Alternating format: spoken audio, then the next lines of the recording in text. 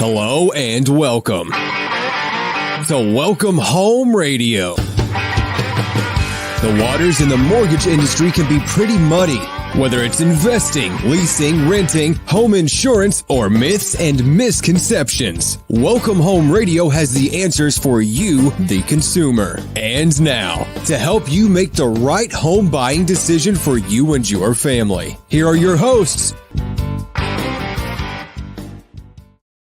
And welcome to Welcome Home Radio, where real estate lending and learning come together. First, I want to say happy birthday to all my fellow Army veterans. 247 years yesterday, June 14th. This is June 15th, and I want to start off with the initial job claims came in for May. They were increased by 27,000. I think we're showing signs that companies are starting to pause their hiring practices and are begging people to lay off due to slowdowns happening in the economy. We'll have to watch the trends as this continues. We also want to bring up where the housing market, 2,000 mortgage and real estate professionals were surveyed recently, and of those, they said activity is slower, that many is cited due to lack of inventory. Many are still seeing multiple offers, but less than previously. Overall demand is still outpacing supply, but to a lesser extent. And due to that fact, today we want to welcome Chris, professional construction builder and residential expert, because we want to have a discussion on where is the market going and is the way to go for a lot of people, since people are not selling their home as much, that they're going to new construction. So want to welcome Tom and Alan, but I want to start off. Chris, can you give us a market overview of what's happening in the construction business and what's happening with the residential? Because it seems to be the slowdown with cost of materials, cost of labor. Are you seeing things being stretched out? What's happening in that part of the industry, please? Yeah, that's a good question. We get that a lot. When customers come in, they'll ask, what's going on with your business? And I think what we talk about is, the expectation setting is very difficult today. And we're telling customers it's taking a lot longer. And most people seem to be receptive to that. Market-wise, I think we're just being hit with unknown factors that we can't control.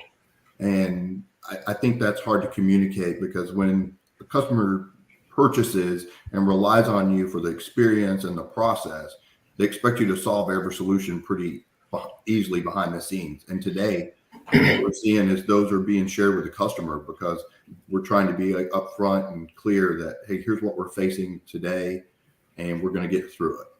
So it's interesting that the market slowdown is one of the things I think drove the market up until this point. It was just easier. If you could get in with a new construction, then you could buy a home.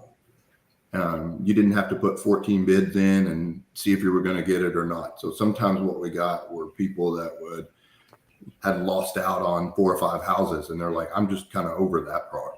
So today you still see some of that, but not to the same extent. So tell us, you've been in the industry quite a while, if I remember. I think you shared with me you've been in since 2007. That's a extensive experience. You're building homes back then in 6 to 9 months. What are we building homes in a time frame now? That's happening? It's interesting. The smaller houses are still taking about as long as the larger homes. So we can build a 2,500 square foot house in some areas, but part of that's due to demand. They have ADM backlog or so on, but part of it's just due to supply chain issues, and those are taking 10 to 12 months, if not more. And the larger homes, 6,000 plus, are taking about 14 months. So, and that's if everything goes pretty well. So you're definitely, for the community I've been in, where I was building in about 12 months, a 6,500 square foot house, 10 to 12 months a couple of years ago. Today takes around 13 to 15 months. 13 to 15 months. Now, in these larger constructions, I mean, is the contract changing? I'm hearing things, and I have no experience on this, but but I'm hearing that contracts are slightly changing a bit so that you're protecting yourself against increased labor costs, increased materials costs, because it is taking longer to build those homes. Is that correct? Or how are you protecting yourself in this, fluctuating business? The particular company I work for, a big national company, they did not do that. We did not go back and implement those clauses. We just ate the loss. Smaller companies, on the other hand, they just can't simply afford to do that. That would just drive them out of business. So they kind of put themselves in a position where they didn't have a choice. But that also kind of goes back to how the market was limiting, and is still. Builders are limiting the amount of homes they can sell simply to control their cost at the end of the race. So you can't order lumber the day you sell the house. So, or, air conditioners or any of it. So builders had to slow the pace for sales in order to try to offset the risk for each one. I'm trying to get all my questions in before Tom and Alan do, but what part of the home are you seeing the delays most in? I'm assuming it's appliances, not labor or wood or concrete, but I'm really seeing those electronics. Is that true, or am I mistaken? No, that's part of it. Appliances were a problem. Lumber was a problem. Windows can and sometimes still be a problem. One of the things we've seen is the quality. If you're a builder that wants to maintain the same quality, you got to be a little more protective, and that can increase the timeline because you've got to make sure the quality of product you're getting is still what it was 2 years ago. The other things we're seeing delays on is there's an air conditioning rationing. There's a gas meter rationing. There's you can't call and get those things in a week or a day. We have a list of when we can get the air conditioners, the units for the home at pre-drywall, and then the condensers later in the process. So that's one of the areas we're seeing a big delay is AC units right now. Some of the big commercial products we just had to move away from because their delivery times were 24 months. Wow. That does affect cost and economics big time, that you can't take those losses. So I can see why. Now, right now in the industry, we're seeing a slight slowdown, but it's still, demand is outpacing availability. How do you see that affecting your business the next 6 months? It's interesting. We've all looked at that as we get ready to open new communities and launch new products. The process, I think, will change in the Dallas market. I think that historically, you've gone to a new home builder and there was the idea you could just build any home on any lot just about and pick things out, right? I think you're going to see that change in Dallas. I think that you're going to see almost every community predetermined up front. At least all spec homes, not custom. Either spec homes, or we're going to tell you that this particular home can be built on these 5 lots and that's it. I don't think you're going to have the array of choices you're accustomed to here in Texas. I think it's going to go to a more streamlined managerial approach as far as we can see for the next several years. And I think that's one of the ways we're going to have to go about selling. So you're not going to have the client that wants the large lot with the small home. You're going to say, hey, I've got to have this large lot for this size home only. Mm-hmm. You're not going to be able to do that mix and match like you were before. Is that better explained in my small terms? Yeah, I think that's true. I think that it's going to be a much more controlled atmosphere than what people have had to experience in the past. Well, I want to remind our listeners, you can find every one of our shows at welcomehomeradio.net. You can also sign up, see the blogs that are going on there. We're going to ask Chris to write a quick blog for us as well, if possible, but also sign up for our newsletter there. And find our sponsors. And so we just want to thank you so much for listening. Ask your questions on Facebook, on YouTube, anywhere that we'll be able to track that and get your answers back to you. But we're here talking today about home building. This seems to be, and Tom, help me out a little bit. I think you might have, or Alan. I agree that I think this is where a lot of people are going to find their success in the home market, to find a home, because so many people, me being one of them, I'm not downsizing. I'm keeping my home. I'm not changing. So this is one of the ways that I see people able, in the near future, next 12 to 18 months, we're going to see people doing more and more construction and waiting for that. Would you agree with that statement, or am I fallacy in that thought process? Go ahead, Tom. No, I'm waiting for you, Alan. You're Well, where I want to go with this is a couple of different directions. One, what Chris just said. If you think back, 80s and 90s, a lot of the spec homes, that's the way it was back then. You had lots, you had designs, and they can only put certain houses on certain lots, and you couldn't change that. It was designated by the builder. So it's coming full circle, I think, is what Chris is saying, even with more expensive homes. And I think, let's not forget, as employees, builders and lenders and teachers and realtors, we're in the business and we go through stuff, but the buyers and the sellers have really had a tough time over the last few years. I've helped so many people get into new construction just for the reasons that Chris said. They got tired of being, we couldn't do it.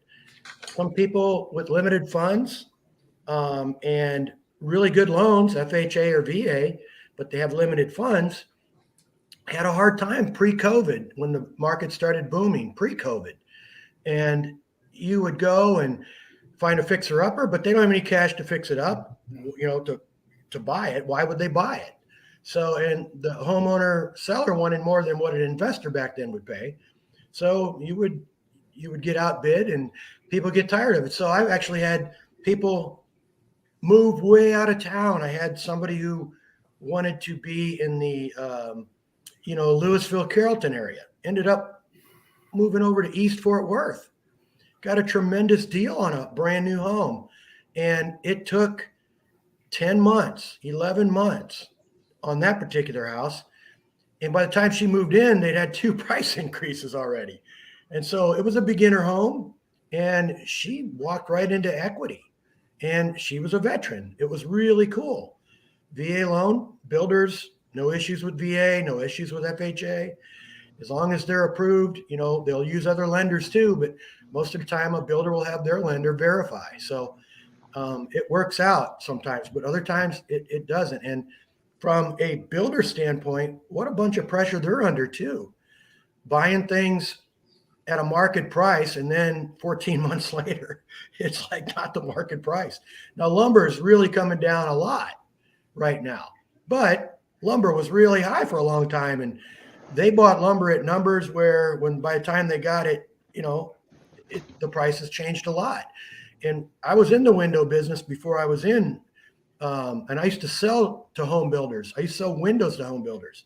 And let me tell you something, that's not such a simple business. Their lead times are ridiculous right now.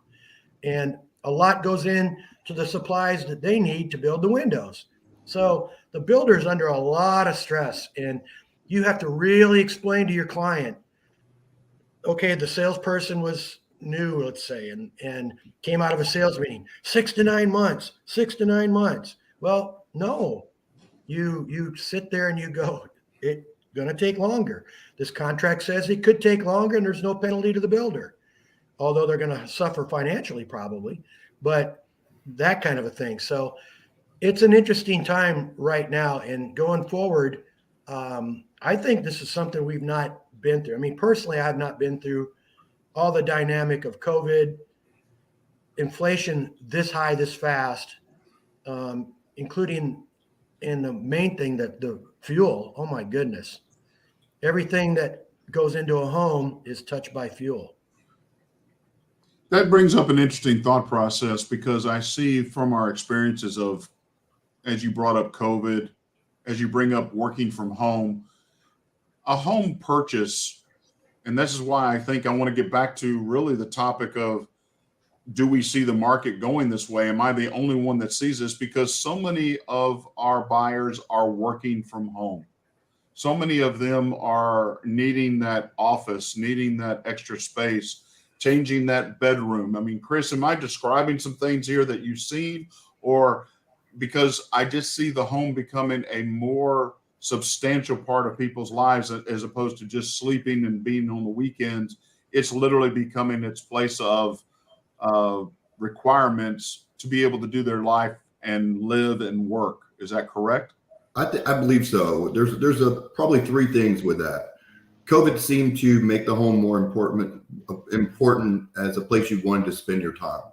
So location mattered more, your yard mattered more, your comfortability mattered more, some other things. Then you also see people that have specific needs for a home, 2 bedrooms down or so on. Then you also see the people that want a particular style and some other things. So I think you see it, and the people are looking at this in a longer term today, I think, than they were before. You know, my wife and I bought our house 7 years ago, and it's kind of a big house and put a pool in and all this other stuff. And it's great. It's good for the kids. It's a good family home. But Lindsay and I always talked about it in a way that this is temporary for us, because we're going to sell this thing and get something that we can manage once our kids leave home. And today we may be here for 20 years. So I think people are buying it for a few different reasons between all those experiences over the last couple of years. And, you know, the new homes are definitely still a very attractive when designed well for the customers. Tom, are you seeing a shift in the market to where more construction demand is required? I mean, not only just because of availability and the economics of supply and demand, but I'm talking about people wanting to be able to have input on their home, building it the way they want, because they are, as Chris just said, and we're one of the ones. We've been in our home now 16 years, and there's no reason for us to be moving. We're not going to downsize. We still have grandkids coming. We still have things. Is this something you agree with, or is there another insight here that we're missing? Well, the resale market itself is just, I think you already expressed the frustrations of people that would want to get into a pre-owned home and have a lot of the amenities already built in that they'd have to, add if they're buying a property and that type of thing. So the frustration there, of course, is that, the multiple bid situation creates all sorts of challenges. I wanted to ask Chris along those lines is I've heard some builders actually go out, they'll build a house and they'll get 5 people lined up to buy that house, because once it gets finished, there'll be demand there, and then they sell it to the highest bidder. Is that happening in new homes as well? For sure. Okay. I have a customer who looked at buying a house with me, let's say around 18 months ago, and we didn't connect for one reason or another. He decided to wait. He went and bought 6 houses and then came back to me about 12 months later. And he was buying and selling those and pocketing $150,000 to $250,000 wow. on each one. Our house price went up, and he still purchased at the new higher price, which was pretty substantial. And he's very comfortable with this decision to do that, and he's continuing to do that across the nation. So not only in Dallas, but he's buying in other states, and I've seen that with a couple of people. Wow. I get, just so you know, Blair, I get emails every week from builders. We have 2 new homes. Get your bid in by the 27th. And that happens weekly. I get emails from all realtors, get emails from the builders, and they have deadlines on certain homes that are available. And, the market is changing. Interest rates are affecting purchase power, and yet the demand is so high. And like you guys were just touching on, let's say you do want to downsize. Well, you're going to get a lot of money for your house, but gosh, you're going to pay a fortune for the downsize house too. And then you say, honey, what are we doing? Let's just stay here. This is great. You know, yeah. And I'm with you. Same situation right here. 1-story home, 2,500 feet, just perfect. Don't need We nothing have a more than that. two-story, but I think I honestly I think there's a ghost and maybe a cat or something living upstairs. We don't know. We've never gone up there to check. So Well, we have an inspector that sponsors the show. Get him Yeah. over there. And a pest inspector too. Hey, I do want to get to Chris. One of the other things that I really wanted to ask about is in the demand that you're seeing in the situation, how are you seeing the generational homes being built? I mean, is this happening? Are you seeing more of these double master bedrooms and maybe 2 kitchens and generational homes to allow multi-generations to live there? Are we seeing that combination happening or more, or is it still about the same number?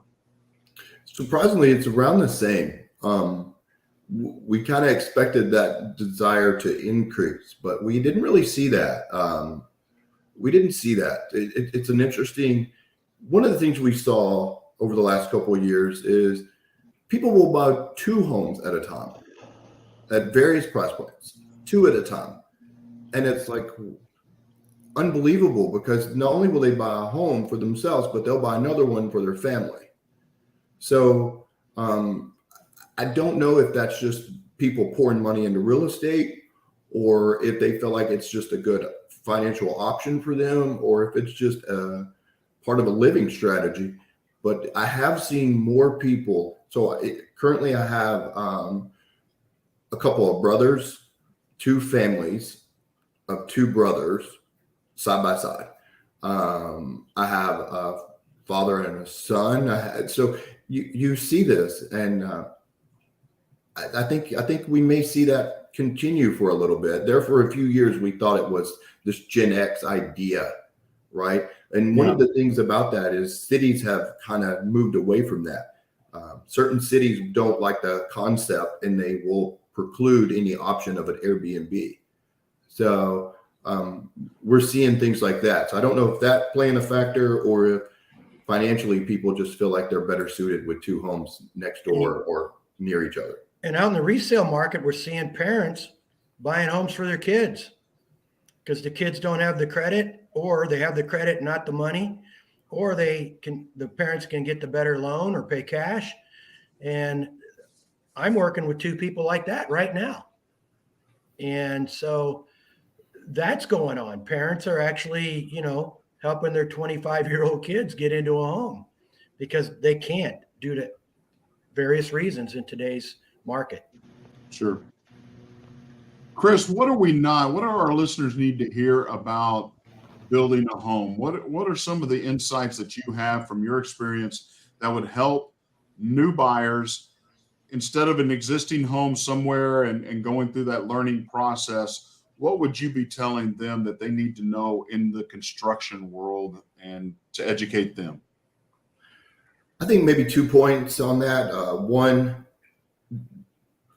don't be shy. Reach back out to the community you're interested in a couple of times. The administration part is far heavier than it was 2 years ago. So it's easy to get displaced. So maybe try to reach out a couple more times than you maybe normally would to those people. And the other part of that is historically, we've always been able to manage the experience and manage customer satisfaction and things. Today, we're seeing problems at such a high level in companies that we don't have the ability to manage those. We can't just spend a little more money and get something quicker. We can't call in a favor and be like, hey, I need to make this a priority. We're being put on a wait list like everyone else. And I think that building a home today really requires a good relationship between the customer and the sales group and construction team. I think maybe if you don't feel that, you want to be sensitive to it, because that relationship is far more critical today, and the trust and the communication than I think it has ever been. Chris, have you seen any difference in what people expect from a home builder these days? Like somebody walks into your door and they want to buy one of your homes. Have their expectations changed any? I'd be interested to hear that. I think a couple of things on that would be they know negotiation's not an option, so they do know that. Every now and then they ask, but it's not really an option. The other part of it is, I think people are a little more appreciative than they used to be. I think that, they're frustrated and they're kind of over it, but they're excited when they get it. And they're excited that this came to fruition. And I don't know if that's to the experience of losing out on a couple of homes, or this was their first choice or their second choice. But I think people are a little bit excited about it. Some of the experience they go through is challenging. And I think sometimes having that initial relationship, letting them when they get the home, and then sharing in that with them is a little bit different. I think before it was a little more, well, give me the best deal and I'll buy it, or otherwise I'll just go down the street. Today, I think it's a little different. I want to touch on a sore point for me that and help me and help our listeners understand a little bit more, because I do not like HOAs at all. I hate them. I don't care for them.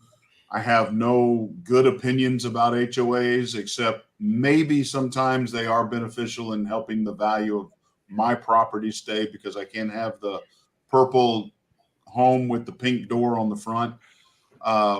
Are HOAs consistently, they're going to be here no matter what area you're building in, or are we having any developments done without HOAs at all? From the position I sit at, I'm not seeing any without HOAs. But I will say that the HOA thing's changed over the last 10 years. People, I don't want to say that rudely, people don't want to own some of the responsibilities that were provided previously. So let's say that you owned a home 20 years ago and there was a community fence in your backyard. Were you the one responsible for that? Yes. Today, people want the HOA responsible for that. So one of the things you've seen, and I know Alan, I'm sure, has seen this too, is HOAs are expensive now. I mean, used to you're $400 or $500 a year, and today you're $4,000 or $5,000 a year. And you're like, wait, where's the gate? Like, oh, there's no gate, right? Yeah. You have a fence, sir. You have a fence. So, I think that that's part of it, and I think the HOA will stay for the unforeseen future. One, I won't say the community, but there's a community in the town that I'm in that just passed a rule that says you can't do short-term rentals. So that things like that will keep fostering the necessity for HOAs. And HOA, Homeowners Association, we probably ought to do a show on them just to understand them a little bit better. But it does help maintain value of property, as well as help people required to maintain their property for the good of the community. But I struggle with it. It's a challenge, but again, we're not going to see a change. And as you said, I think the cities are becoming more and more involved in developments that are in their city limits. Sure. Yeah, that's really true, because in certain communities, cities have ordinances now that say your garbage cans have to be pulled in a certain amount of time, or you can't put you can't pull an engine out of a Mustang in your driveway. That used to be pretty common. And I had my first neighborhood, no HOA, in a pretty good city in this area. Guy parked a camper right on the line of my yard and his. And I had just planted really nice bushes, and all I could see was this big window and a camper. So I had to go over and talk to him. I said, could you move it? Because I got no place to move it. And I had no recourse. So there's that. And there's also community-run HOAs, which are good. They plant flowers in the front. They're $150 a year. and they remind people about the different colors and things here and there. But then, boy, what Chris said is true. And Blair, you deal with it, because when you're trying to get somebody qualified, you have to look at the HOA cost. That's a cost.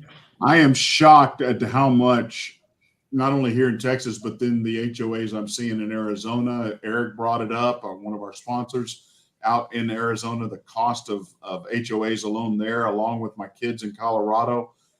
It's unbelievable.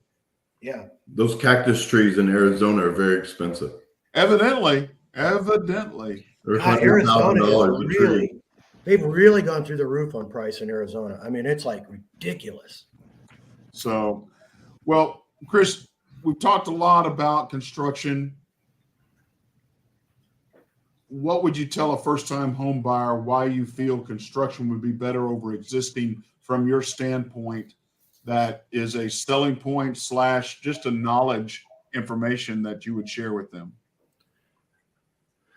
I think, I'll answer that, and I'll share a quick story, because a customer bought a house the other day, and it was very expensive. So a lot of times you think that those people don't, it's not their first home, right? If somebody bought a house from you for $2 million plus, you would think it's not their first home. I had a customer buy one that was well north of that, and we were standing out there putting the sold sign on, talking about everything, and she said, "Well, Chris, can I give you a hug?" I said, "Sure, right? Okay." Well, because she was just so excited, and she's like, "This means the world to me. It's the first home." She's like, "I'm born American, been here my whole life, lived in New York. It's the first home, land, property that has ever been owned in my family, ever in America." Wow. And she's like, "This is amazing for me and my family and everyone." So she's like, "I stand here in elation and gratitude for this." So I do see those from time to time where people truly, truly are achieving the American dream. And I think that's a good reminder, because, we talk about houses on the surface as, well, it's a house, or, it's got 2 bedrooms down, or it's a good school district for my kid. But I think the notion of ownership and property, real property, is alive and well, and people want that. They thought that certain Gen Xers or whatever were not going to buy homes, and they are. It's still alive and well. So I think with customers coming in today, if they can just, build that relationship, be patient, then go through the experience with the team, communicate often, I think in the end, it's always going to be worth it. Well, I don't know if our future holds. I mean, I've been hearing a lot of things about, you're not going to own anything and you're going to like it. So I from the World Economic Forum and so forth. So it'll be interesting, but I do see a convergence of a lot of ideas. And I love what you say about the American dream. Home ownership is a part of that real American dream that people come here for. And we hope to help them make the best decision for them, their families, and be successful in that. So, Chris, I got to say thank you so much for coming on today. Thank you for sharing your experience. I hope you'll come back maybe again if you have some stories.